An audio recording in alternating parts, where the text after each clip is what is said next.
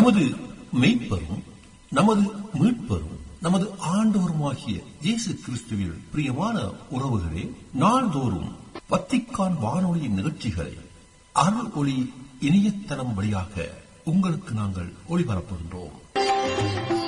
உங்களுக்காக தொகுத்து வழங்குபவர் உங்கள் அன்பு சகோதரன் பேசாலை தாஸ்.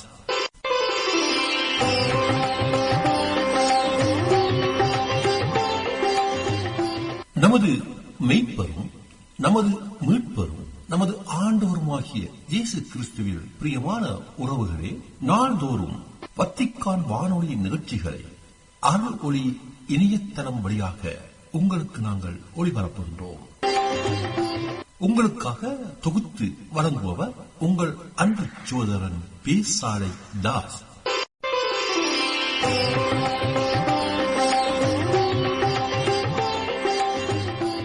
லௌதேத்தூர் இயேசுஸ் கிறிஸ்துஸ்.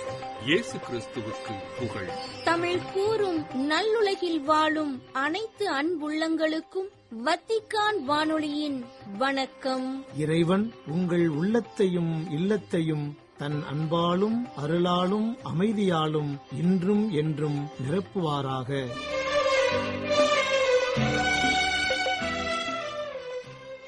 அன்பு நேயர்களே, வத்திக்கான் வானொலி இன்று உங்களுக்கு வழங்க இருப்பவை தடம் தந்த தகைமை, நேர்காணல் மற்றும் செய்திகள்.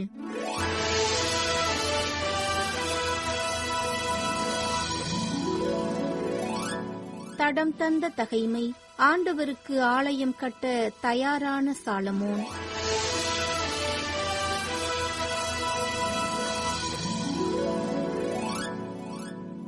சாலமோன் ஆண்டவரின் திருப்பெயருக்கென ஒரு கோவிலையும் தமக்கென ஓர் அரச மாளிகையையும் கட்டி எழுப்ப முடிவு செய்தார். சுமை சுமப்பதற்கு 70,000 பேரையும், மலைகளில் கருங்கற்களை வெட்டுவதற்கு 80,000 பேரையும், அவர்களை கண்காணிக்க 3,600 பேரையும் நியமித்தார். தீரின் மன்னன் ஈராமிடம் சாலமோன் தூதனுப்பி கூறியது: என் தந்தை தாவீது வாழும்படி ஒரு மாளிகை கட்ட நீர் அவருக்கு கேதுரு மரங்களை அனுப்பி வைத்தீரே. அவருக்கு செய்தது போலவே எனக்கும் செய்தருளும். நான் கடவுளாகிய ஆண்டவரின் பெயருக்கென ஒரு கோவில் கட்டி அவருக்கு அதனை அர்ப்பணிக்க இருக்கின்றேன். இஸ்ரேலரின் என்றுமுள்ள நியமத்திற்கேற்ப ஆண்டவரது திருமுன் நறுமண தூபம் காட்டுவதற்காகவும், திருமுன்னிலை அப்பங்களை எந்நாளும் வைப்பதற்காகவும், காலையிலும் மாலையிலும் ஓய்வு அமாவாசை நாட்களிலும் எம் கடவுளாகிய ஆண்டவரின் திருவிழாக்களிலும் எரிபலி செலுத்துவதற்காகவும் அதை அவரது பெயருக்கு அர்ப்பணிக்க இருக்கின்றேன்.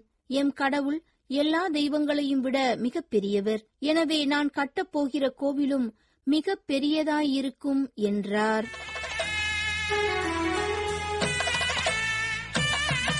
நேர்காணல்.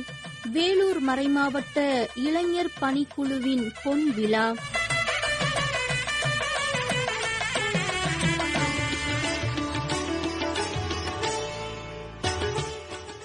திரு அவையில் தங்களது முக்கியமான இடத்தை இளைஞர்கள் உணர்ந்து செயலாற்ற வேண்டும் என்பதை தனது தலைமைத்துவ காலத்தில் அதிகமாக எடுத்துரைத்தவர் திருத்தந்தை பிரான்சிஸ். இளைஞர் ஞாயிறு, இளைஞர்களுக்கான யூபிலி என தள திரு அவையில் இருக்கக்கூடிய இளைஞர்கள் அனைவரும் இந்த நாளினை மிகச் சிறப்பாக கொண்டாடி மகிழ்கின்றனர். அதிலும் குறிப்பாக கடந்த ஆகஸ்ட் 3ஆம் தேதி ஞாயிறன்று திரு அவையில் இளைஞர்களுக்கான யூபிலி நாளானது திருத்தந்தை 14ஆம் லியோ அவர்களால் சிறப்பிக்கப்பட்டது. வித்தியாசமான உலகம் சாத்தியம் என்பதன் அடையாளமாக இளைஞர்கள் இருக்கின்றார்கள் என்று எடுத்துரைத்து அவர்களை ஊக்கமூட்டினார் திருத்தந்தை. உலகெங்கும் வாழும் கத்தோலிக்க இளைஞர்கள் நாளானது அந்தந்த தளத்திரு அவைகளில் பல்வேறு விதங்களில் சிறப்பிக்கப்பட்டு வருகின்றது. அவ்வகையில் வேலூர் மறைமாவட்ட இளைஞர் பணிக்குழுவானது தனது 50வது ஆண்டு பொன் விழாவினை அண்மையில் சிறப்பித்தது. எனவே இன்றைய நமது நேர்காணலில் வேலூர் மறைமாவட்ட இளைஞர் பணிக்குழுவின் பொன்விழா பற்றிய கருத்துக்களை பகிர்ந்து கொள்ள அருள் தந்தை ஜெயசீலன் அவர்களை அன்புடன் அழைக்கின்றோம். வேலூர் மறைமாவட்டத்தை சார்ந்த அருள் தந்தை ஜெயசீலன் அவர்கள் கடந்த 2 ஆண்டுகளாக வேலூர் மறைமாவட்டத்தின் இளைஞர் பணிக்குழுவின் இயக்குநராக சிறப்பாக பணியாற்றிக் கொண்டு வருகின்றார். மறைமாவட்டத்தில் உள்ள எல்லா பங்குகளிலும் இளைஞர் மற்றும் இளையோர் இயக்கங்களையும் உருவாக்கி புத்தெழுச்சியை உருவாக்கிக் கொண்டிருக்கும் தந்தை அவர்களை வேலூர் மறைமாவட்ட இளைஞர் பணிக்குழுவின் பொன்விழா பற்றிய கருத்துக்களை பகிர்ந்து கொள்ள எம் வத்திக்கான் வானொலி நேயர்கள் சார்பில் அன்புடன் அழைக்கின்றோம். வணக்கம் தந்தையே. வேலூர் மறைமாவட்ட இளைஞர் பணிக்குழுவின் வரலாறு பற்றி எங்களுடன் கொஞ்சம் பகிர்ந்து கொள்ள முடியுமா? பிரியமானவர்களே, வத்திக்கான் வானொலி நேயர்களே, உங்களுக்கு என் வணக்கத்தை தெரிவித்துக் கொள்கிறேன். உங்களை சந்திப்பதிலும் மகிழ்ச்சி அடைகிறேன். எம்முடைய வேலூர் மறைமாவட்ட இளைஞர் பணிக்குழுவின் கடந்த 50 ஆண்டுகால வரலாறு மிக பெரியது என்று நான் எண்ணுகிறேன். இந்தியாவில், அதுவும் குறிப்பாக தமிழகத்தில் வேலூர் மறக்க முடியாத ஒரு நகரம். காரணம், இந்திய விடுதலைக்காக சிப்பாய் புரட்சி நடத்திய சரித்திர வரலாற்று நகரம் வேலூர். சிந்தனைகளையும் எண்ணங்களையும் சீர்தூக்கி பார்த்து அன்றைய அடிமைத்தனத்தையும் அடக்குமுறைகளையும் சமூக அவலங்களையும் அடியோடு வேறறுத்த நகரம்தான் வேலூர் என்று சொல்லுவார்கள். இந்த பின்னணியில் பார்க்கின்ற பொழுது 75வது பவள விழா ஜூபிலியை கொண்டாட தயாராகியுள்ள எம்முடைய மறைமாவட்டத்திற்கு என்று சிறப்பு வரலாறுகளும் பல உண்டு. அதில் ஒன்றுதான் என்னுடைய மறைமாவட்டத்தின் இளைஞர் பணிக்குழுவும் கூட என்று நான் எண்ணுகிறேன். இன்றைக்கு இளைஞர் பணிக்குழுவின் 50வது ஆண்டு ஜூபிலியை கொண்டாடி கொண்டிருக்கிறது என்னுடைய மறைமாவட்டம். உலகத்தின் எல்லா பகுதிகளிலும் எல்லா நிலைகளிலும் புதிய புதிய மாற்றங்களை உருவாக்குவதற்கு காரணமாக இருந்தது 2ஆம் வத்திக்கான் சங்கம் என்றால் அது மிகையாகாது. அதனுடைய மறுமலர்ச்சி சிந்தனைகள் மிக பெரியது.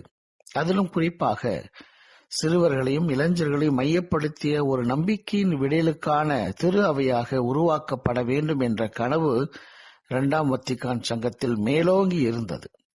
எனவே அதனை நனவாக்கத்தான் 1974வது ஆண்டு தமிழக திரு அவை இந்த மறுமலர்ச்சியின் ஒரு அடையாளமாக இளைஞர் பணிக்குழு ஏற்படுத்த திட்டமிட்டார்கள் அன்றைய ஆயர்கள்.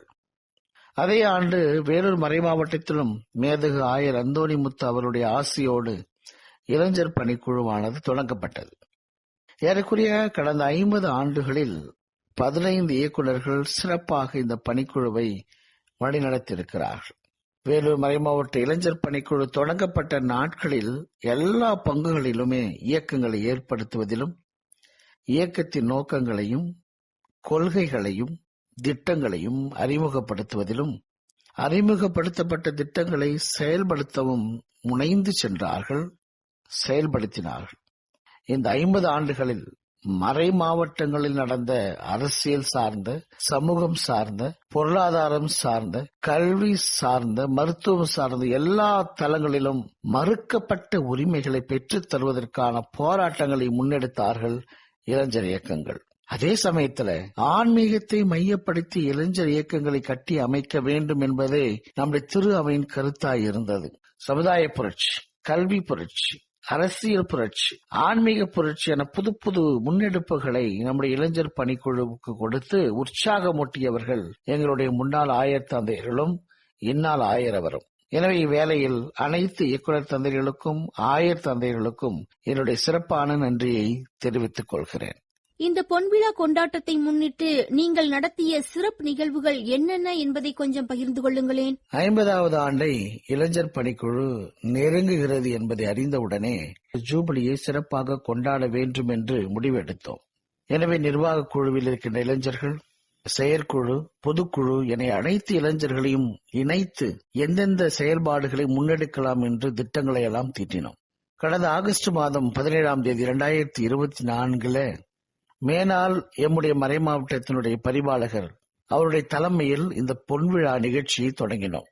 சேத்துப்பட்டு மாதாமலையில் தான் இந்த நிகழ்ச்சி நடைபெற்றது. ஏறக்குறைய 800 இளைஞர்கள் புடைசூழ, பல குருக்கள் பொதுநிலையினர் நம்மோடு இணைந்து கொள்ள, பாரம்பரிய பேரணியுடனும் கொடியேற்றும் உறுதிமொழியுடனும் இந்த நிகழ்வுகள் ஆரம்பமாகின. இதில் சிறப்பு என்னவென்றால், அன்றைக்கு ஒரு பொன்விழாவை அதற்குரிய ஆண்டை தொடங்குவதால் அதனுடைய செயல்பாடுகளான 50 நிகழ்வுகளை நடத்தலாம் என்று முடிவெடுத்தோம். எங்களால் இயன்றவரை ஏறக்குறைய அந்த 50 ஆண்டு கால திட்டங்களிலே 80% நிகழ்வுகளை நடத்தி முடித்திருக்கிறோம் என்று எங்களால் சொல்ல முடியும். இன்னும் சில நிகழ்ச்சிகள் நடத்த முடியாத சூழல் எங்களுக்கு ஏற்பட்டது. பங்கு அளவிலே, மறைமாவட்ட அளவிலே, மறைவட்ட அளவிலே பல நிகழ்ச்சிகளை கடந்த ஓராண்டில் நடத்தினோம். இயற்கையை நேசிப்போம் என்ற தலைப்பில் பல மரச்செடிகளை நட்டார்கள். புதிய இயக்கங்களை ஏற்படுத்தினார்கள். பல ஆண்டுகளுக்கு பிறகு முறையான முறையில் இளம் கத்தோலிக்க மாணவர் இயக்கத்தை தொடங்கினார்கள். இன்று ஏறக்குறைய 50 பங்களில் இந்த YCS இயக்கம் செயல்பட்டுக் கொண்டிருக்கிறது. பங்கு அளவில் கருத்தமர்வுகள் நடைபெற்றன, பங்கு அளவில் போட்டிகள் நடைபெற்றன, மறைவட்ட அளவில் கருத்தமர்வுகள், கொண்டாட்டங்கள், தலைமைத்துவ பயிற்சிகள் நடைபெற்றன. மறை மாவட்ட அளவில் கிறிஸ்துமஸ் போட்டி, விழிப்புணர்வு நிகழ்வுகள், மருத்துவ முகாம்கள், வேலைவாய்ப்பு முகாம்கள், விளையாட்டு மற்றும் திறன் சார்ந்த போட்டிகள் மற்றும் ஆன்மீக தவக்கால தியானங்கள் போன்ற பல நிகழ்ச்சிகளை நடத்தி கடந்த ஆகஸ்ட் மாதம் முதல் ஞாயிற்றுக்கிழமை நடந்த இளைஞர் ஞாயிறு மிக சிறப்புக்குரிய ஞாயிறாக அமைந்தது என்றால் அது மிகையாகாது. காரணம், அந்த ஞாயிற்றுக்கிழமை ஜூபிலி ஞாயிற்றுக்கிழமையாக, ஜூபிலி ஆண்டில் வரும் இளைஞர் ஞாயிற்றுக்கிழமையாக இருந்ததால் ஏறக்குறைய 80-90% பங்குகளிலே இளைஞர் ஞாயிறை கொண்டாடினார்கள். பொன்விழா கொண்டாட்டம் எவ்வகையில் சிறப்பிக்கப்பட்டது என்பது பற்றிய கருத்துக்களை எடுத்துரைக்க முடியுமா? பொன்விழா நிகழ்வுகளை குறித்து சொல்லாமல் இந்த அமர்வு முழுமை பெறாது என்று நான் எண்ணுகிறேன். இளைஞர் பணிக்குழுவின் 50வது ஆண்டு பொன்விழாவை கடந்த ஜூன் மாதம் 28ஆம் தேதி சனிக்கிழமை மிக சிறப்பாக வேலூர் ஆயர் இல்லத்தில் உள்ள சங்கம மண்டபத்தில் நாங்கள் நடத்தினோம். எங்கள் மறைமாவட்ட ஆயரின் உற்சாகமும் வழி நடத்துதலும் இந்த நிகழ்ச்சி நடைபெற ஒரு உத்வேகத்தை கொடுத்தது. ஏறக்குறைய 1070 இளைஞர்கள் இதில் கலந்து கொண்டார்கள். காலை 9:30 மணி அளவில் பிரம்மாண்டமான ஒரு பேரணி வேலூர் மறைமாவட்ட பேராலயத்திலிருந்து இளைஞர்கள் ஒன்று சேர, கம்பீர குரலோடு கொள்கைகள் முழக்கமிட, பறை இசை மேளங்கள் தாளங்கள் வானை பிளக்கின்ற அளவுக்கு அதிர சங்கம மண்டபத்தை நோக்கிய ஒரு இளைஞர் படை பேரணி அங்கு சென்றது. அன்றைக்கு இளைஞர்களிடையே இருந்த உற்சாகம், ஆனந்தம், வலிமை, ஒற்றுமை, எழுச்சி, நாங்கள் அனைவரும் ஒன்றாக இருக்கிறோம், எதையும் சாதனையாக செய்வோம் என்ற அவர்களிடம் இருக்கின்ற அந்த ரசனையை, அவரிடமிருந்த அந்த கனவை நான் பார்த்தேன். நாங்கள் ஒன்றாக இணைந்து பயணிக்கப் போகிறோம் இனி வருகின்ற நாட்களில் என்பதை இந்த பேரணி எனக்கு ஜூபிலி ஆண்டின் கூட்டொருங்கிய திரு அவையின் லட்சியத்தை உணர்த்தியதாகவே நான் கருதுகிறேன். மண்டபத்தை அடைந்தவுடனே இயக்க கொடிகளை நம்முடைய மறைமாவட்ட முதன்மை குரு அவர்கள் ஏற்றினார்கள். பிற்பாடு எல்லா இளைஞர்களும் இளைஞர் இயக்கத்தினுடைய உறுதிமொழி ஏற்றுக்கொண்டார்கள். இந்த நிகழ்வுகளை சிறப்பு வாழ்த்துறையோடு மறைமாவட்டத்தின் முதன்மை குரு அவர்கள் தொடங்கி வைத்தார்கள். அடுத்த நிகழ்ச்சியாக ஊக்கமளிக்கும் பேச்சாளரும் திரைப்பட நடிகையுமான திருமதி லயா அவர்கள் இளைஞர்களோடு 1 மணி நேரம் தங்களுடைய அனுபவ பகிர்வை பகிர்ந்து கொண்டார்கள். இளைஞர்களோடு மேடையை விட்டு கீழே இறங்கி அவர்களிடம் இருக்கின்ற சிந்தனைகளையும் தன்னுடைய சிந்தனைகளும் சேர்த்தளித்து சிந்திக்க வைத்தார்கள். இளைஞரிடம் இருக்கின்ற தனிமனித ஆளுமையையும் அவர்களுடைய திறமைகளையும் வாழ்வில் வருகின்ற போராட்டங்களையும் எப்படி சமாளிப்பது, தனி மனிதனாக சமூகத்தில் உயர்ந்து வரவேண்டிய கால சூழலை பற்றிய அனுபவத்தை அவர்களுக்கு கொடுத்தார்கள். மதிய உணவுக்கு பிறகு உறவுகள் கலைக்குழுவினரால் நாட்டுப்புற கலை வடிவ நிகழ்ச்சிகள் மிக சிறப்பாக நடைபெற்றன. சரியாக 3 மணிக்கு மறைமாவட்ட ஆயரின் வருகை மிகப்பெரிய ஒரு மகிழ்ச்சி இளைஞர்களுக்கு கொடுத்தது. அவரோடு குருக்களும் வருகை தந்து நிறைவு கொண்டாட்டத்தை வழிநடத்தினார்கள். குருக்களும் விருந்தினர்களும் வாழ்த்துரை சொல்ல நம்முடைய ஆயர் அவருடைய வாழ்த்துரை இளைஞர்களை சிந்திக்க வைத்தது.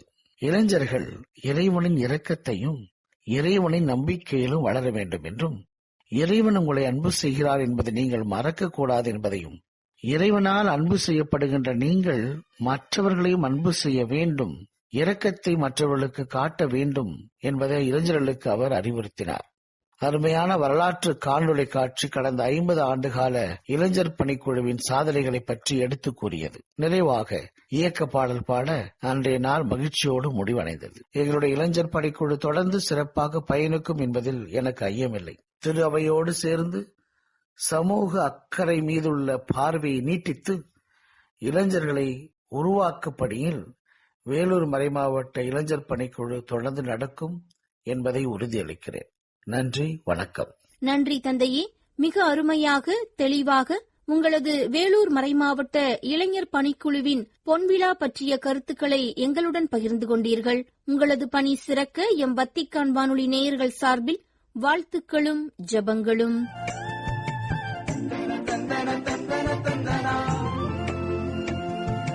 வேலூர் மறைமாவட்ட இளைஞர் பணிக்குழுவின் பொன்விழா என்ற தலைப்பில் இன்றைய நேர்காணலினை உங்களுக்கு வழங்கியது வத்திக்கான் வானொலி.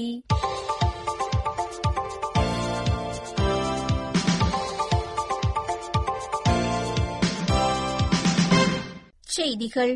ஆகஸ்ட் 17 வரும் ஞாயிறன்று அல்பானோ மறைமாவட்டத்தின் ஏழைகளை சந்தித்து திருப்பலி நிறைவேற்றுவதுடன் மூவேளை ஜெப உரைக்குப் பின் அவர்களுடன் மதிய உணவில் திருத்தந்தை 14ஆம் லியோ கலந்து கொள்வார் என திட்டமிடப்பட்டுள்ளது. திருத்தந்தையரின் கோடை விடுமுறை இல்லமான காஸ்தல் கந்தல்போவிற்கு அருகில் அல்பன் மலைகளின் சிறிய நகரத்தில் உள்ள புனித மரிய ரொத்தோந்தா ஆலயத்திற்கு திருத்தந்தை 14ஆம் லியோ வருகை தருவார் என்று திருப்பீடம் வெளியிட்டுள்ள அறிக்கையில் தெரிவிக்கப்பட்டுள்ளது. மேலும் மறைமாவட்ட காரிதாஸ் அமைப்பின் பணியாளர்கள் திட்டமிட்டபடி அன்று காலை 9:30 மணிக்கு அத்திருப்பலியில் கலந்து கொள்வார்கள் என்றும் அந்த அறிக்கையில் குறிப்பிடப்பட்டுள்ளது. ஏற்கனவே காஸ்தல் கந்தல்போவில் ஒரு குறுகிய விடுமுறையை கழித்த திருத்தந்தை அவர்கள் ஆகஸ்ட் 15ஆம் தேதி மீண்டும் திருத்தந்தையரின் கோடை விடுமுறை இல்லத்திற்கு வருகை தருவார் என்றும் ஆகஸ்ட் 17 மூவேளை ஜெப உரைக்குப் பிறகு வத்திக்கான் திரும்புவார் என்றும் தெரிவிக்கப்பட்டுள்ளது. மேற்கு ஆப்பிரிக்க நாடான கானாவில் ராணுவ ஹெலிகாப்டர் விபத்தில் உயிரிழந்த அரசு அதிகாரிகள் மற்றும் பயணிகளின் ஆன்மா இறைவனில் இளைப்பாற வேண்டி இரங்கல் தந்திச் செய்தி ஒன்றினை அனுப்பியுள்ளார் திருத்தந்தை 14ஆம் லியோ. ஆகஸ்ட் 6 இப்புதனன்று அனுப்பப்பட்ட திருத்தந்தை 14ஆம் லியோ அவர்களின் இரங்கல் தந்திச் செய்தியானது திருப்பீடச் செயலர் கர்தினால் பியத்ரோ பரோலின் அவர்கள் கையொப்பமிடப்பட்டு கானா கத்தோலிக்க ஆயர் பேரவையின் தலைவரும் சுயானிய மறைமாவட்டத்தின் ஆயருமான மேத்யூ கே கியாம்ஃபி அவர்களுக்கு அனுப்பப்பட்டுள்ளது. விமான விபத்தில் உயிரிழந்தவர்களின் ஆன்மாக்களை எல்லாம் வல்ல இறைவனின் இரக்கத்தில் ஒப்படைப்பதாகவும் பிரிவால் வருந்தும் அவர்களின் குடும்பத்தினருக்கும் அந்நாட்டு மக்களுக்கும் தனது ஆன்மீக நெருக்கத்தையும் இறைவேண்டல்களையும் உறுதியளிப்பதாகவும் அவ்விரங்கல் செய்தியில் தெரிவித்துள்ளார் திருத்தந்தை. செப்டம்பர் 7 ஞாயிறன்று திரு அவையின் புதிய புனிதர்களாக அறிவிக்கப்பட இருக்கும் அருளாளர்கள் ஜார்ஜோ ஃப்ரெசாத்தி மற்றும் கார்லோ அகூத்திஸ் ஆகியோரின் உருவப்படங்களை தபால் தலைகளாக வெளியிட உள்ளது வத்திக்கான் தபால் தொடர்புத்துறை. ஆகஸ்ட் 8 வெள்ளிக்கிழமை வெளியிடப்பட்ட தகவல்களின்படி ஓவியர் ஆல்பர்டோ ஃபல்செத்தி என்பவரால் வரையப்பட்ட அருளாளர் பியர் ஜோர்ஜோ ஃப்ரெசாத்தியின் உருவப்படம், அருளாளர் கார்லோ அகூத்திஸ் அவரின் புகைப்படம் தபால் தலைகளாக செப்டம்பர் 7 அன்று வெளியிடப்பட இருக்கின்றன. அருளாளர் கார்லோ அகூத்திஸ் அசிசிக்கு அருகிலுள்ள சுபாசியோ மலையில் தனது பள்ளி பயணத்தின் போது சிவப்பு நிற அரைச்சாட்டை அணிந்து தோளில் பையை சுமந்து நிற்பது போன்ற புகைப்படமானது தபால் தலையாக வெளியிடப்பட உள்ளது. அருளாளர்கள் ஃப்ரெசாத்தி மற்றும் அகூத்திஸ் ஆகிய இருவரும் தங்களது குறுகிய வாழ்க்கையில் கிறிஸ்துவுக்கு சான்றுள்ள வாழ்க்கை வாழ்ந்ததை எடுத்துரைக்கும் வகையிலும் 2 இளைஞர்களுக்கு மரியாதை செலுத்தும் நோக்கத்திலும் இத்தபால் தலையானது வெளியிடப்பட இருக்கின்றது. ஆகஸ்ட் 7 வியாழனன்று வெனிஸ் நகரின் தூய மேரி மேஜர் சிறைச்சாலையில் உள்ள 3 கைதிகளை அந்நகரின் திருப்பயணக் குழுவோடு சந்தித்தார் திருத்தந்தை 14ஆம் லியோ. ஏறக்குறைய 500 கிலோமீட்டர் நீளமான யூபிலி திருப்பயணத்தின் இறுதி 100 கிலோமீட்டரை இத்தாலிய நகரமான தெர்னியிலிருந்து ரோமை நகருக்கு நடைப்பயணம் மேற்கொண்ட இத்திருப்பயணிகள் வெனிஸ் நகரின் முதுபெரும் தந்தை பேராயர் பிரான்சிஸ்கோ மொராலியா, சிறைக்கூட தலைவர் அருள்பணியாளர் மாசிமோ காதமூரோ மற்றும் மறைமாவட்ட அதிகாரிகளுடன் திருத்தந்தை 14ஆம் லியோ அவர்களை சந்தித்தனர். மதம் மற்றும் வழிபாட்டு சுதந்திரம் என்பது குடிமக்களின் அரசியல் அமைப்பு உரிமை என்றும் இந்த உரிமை மீறப்பட்டு கிறிஸ்தவர்களுக்கு எதிரான வன்முறை சம்பவங்கள் எதிர்காலத்தில் மீண்டும் நிகழாமல் இருப்பதை உறுதி செய்ய அரசு தீர்க்கமாக தலையிட வேண்டிய கடமை உள்ளது என்றும் வலியுறுத்தியுள்ளது இந்தோனேஷிய ஆயர் பேரவையின் அறிக்கை. ஆகஸ்ட் 7 வியாழனன்று இந்தோனேஷிய ஆயர் பேரவையானது கடந்த மாதங்களில் இந்தோனேசியாவில் கிறிஸ்தவர்களுக்கு ஏற்பட்ட வன்முறை சம்பவங்களை நினைவில் கொண்டு மத்திய அரசிற்கு அனுப்பியுள்ள வேண்டுகோள் அறிக்கையில் இவ்வாறு தெரிவித்துள்ளது. கிறிஸ்தவர்களுக்கு எதிரான வன்முறை செயல்கள் குற்றச் செயல்களாக கருதப்படும் போது வன்முறையை கடைபிடிப்பவர்களுக்கு எதிராக நாம் தீர்க்கமான நடவடிக்கை எடுக்க வேண்டும் என்றும் வலியுறுத்தியுள்ளது அவ்வறிக்கை. 2ஆம் உலகப் போரின் போது ஜப்பானின் ஹிரோஷிமா மற்றும் நாகசாகி நகரங்கள் அணுகுண்டுகளால் சிதைக்கப்பட்டதன் 80ஆம் ஆண்டு நிறைவை முன்னிட்டு அமெரிக்க கத்தோலிக்க ஆயர்கள் ஜப்பானில் இறைவேண்டல், உரையாடல் மற்றும் அணு ஆயுதங்களை ஒழிக்கும் விதமாக அமைதிக்கான திருப்பயணம் ஒன்றில் பங்கேற்க உள்ளதாக ICN செய்தி நிறுவனம் தெரிவித்துள்ளது. இந்த திருப்பயணத்தில் இறைவேண்டல் வழிபாடுகள், கல்வி சம்பந்தமான நிகழ்வுகள் ஆகியவையும் இடம்பெறும் என்றும் தெரிவிக்கப்பட்டுள்ளது. நேயர்களே, இத்துடன் வத்திக்கான் வானொலியின் தமிழ் ஒலிபரப்பு நிறைவு பெறுகின்றது. உங்களது ஆர்வமுள்ள செவிமடுத்தலுக்கு நன்றி, வணக்கம். இதுவரையில் நீங்கள் செவியுற்றது வத்திக்கான் வானொலியின் இன்றைய நிகழ்ச்சிகள். மீண்டும் மற்றொரு வத்திக்கான் வானொலி நிகழ்ச்சியில் உங்கள் அனைவரையும் சந்திக்கும் வரை அன்பு விடைபெற்றுச் செல்வது உங்கள் அன்பின் பேசாலை தாஸ்.